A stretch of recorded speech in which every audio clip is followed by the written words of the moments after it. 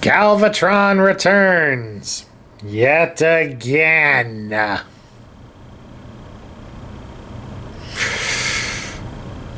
I'm containing my excitement, folks. You really don't want to know why. Hello, everybody. Sparkster1701 here.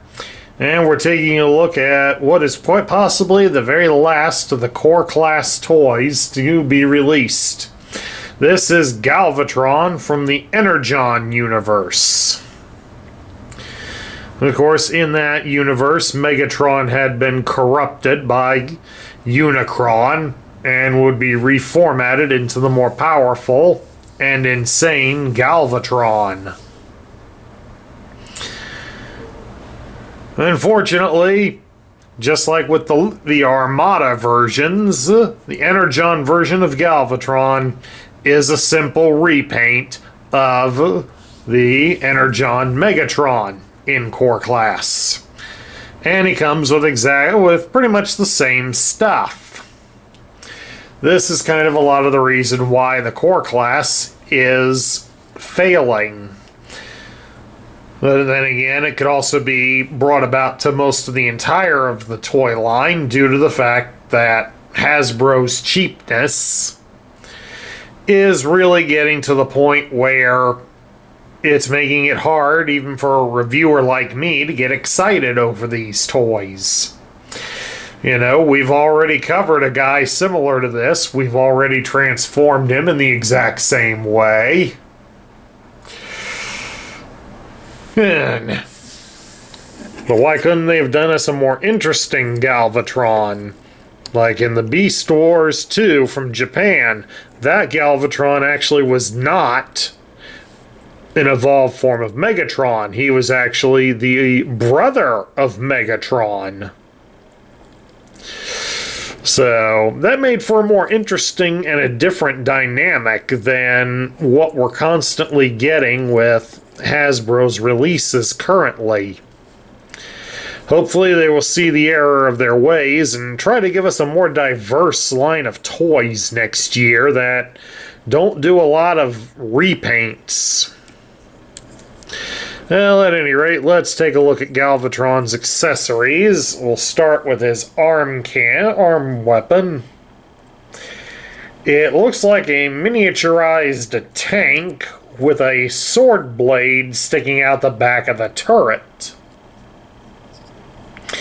I imagine on his original toy form, this would have looked quite impressive on him, but unfortunately, with it being this static weapon here, we really don't get to do much with it, and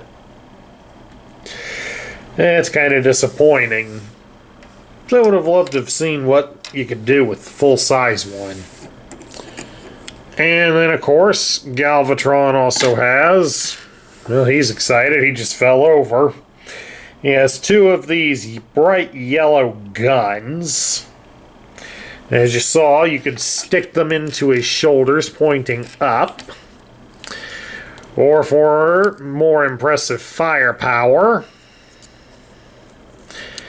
you can plug them in like so, and they can be shoulder cannons.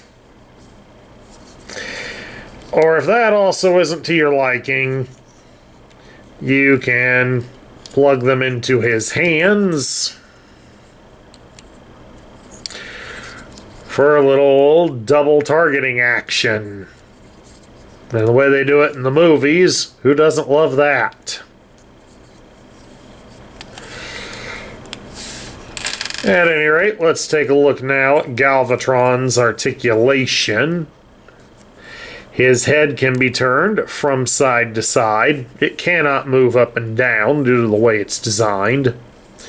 His arms only go out about so far. You can rotate them at the shoulder, but they do go somewhat all the way around. They're kind of limited by the hinge and other hinges on it. You can bend his arm at the elbow a little greater than 90 degrees, and since it is on a ball joint, it can be rotated at the bicep, like G.I. Joe Battle Grip.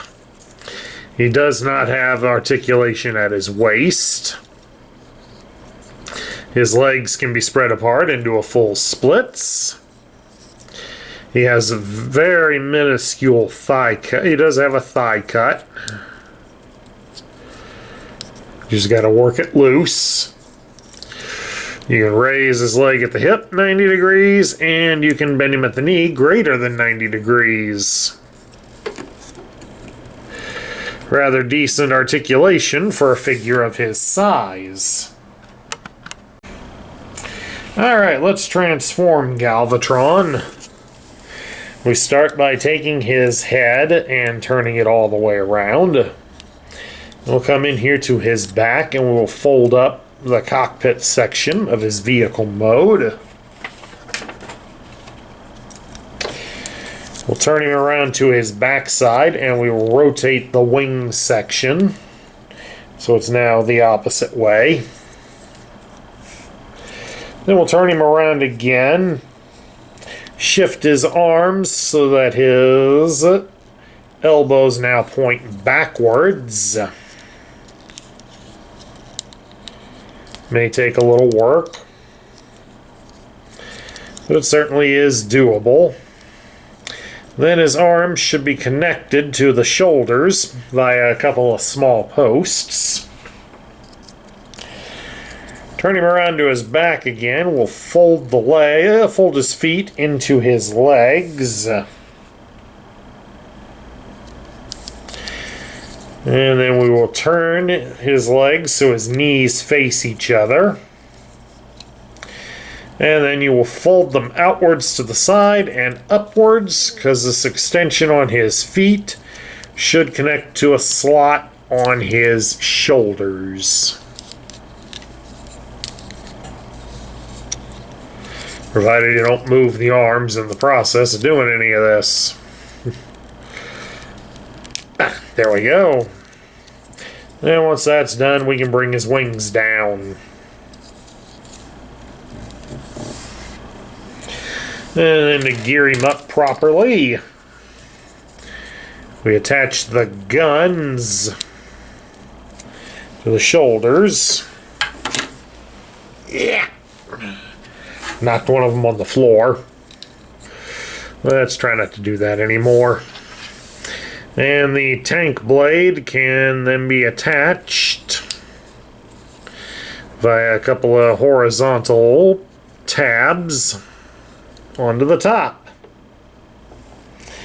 And there we have it. He is a microjet fighter, or spaceship.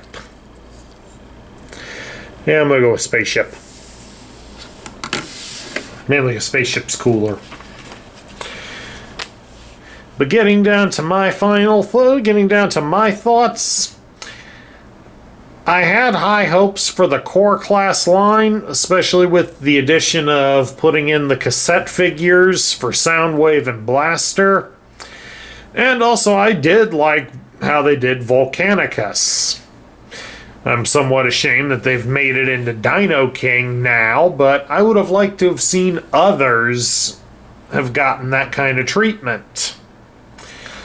Unfortunately, since they've canceled it for the following wave, and probably for good, this is it, folks. The last one to come out, and he's a repaint of one we got earlier in the year. I mean, unless you're a fan of Energon, and I'm not going to knock it, I don't know enough about it to have my own opinion yet, and I don't really like knocking others' favorite things when I really don't know enough about it. But I am disappointed to see that the wave of core class figures comes to an end with a couple of repaints and retools. If this Galvatron excites you, I'd say go ahead and go out and get him. Because when the stores finally decide they're tired of looking at him, the core class will disappear. Maybe that's a good thing. Maybe that's a bad thing. We'll have to see. Only time will tell. And that's my review of the Legacy United version of Energon Galvatron. I hope you all enjoyed it. Please do remember that if you love the content we feature on this channel, I would appreciate a like, share, comment, and subscribe. This is Sparkster1701 saying I will catch you all later.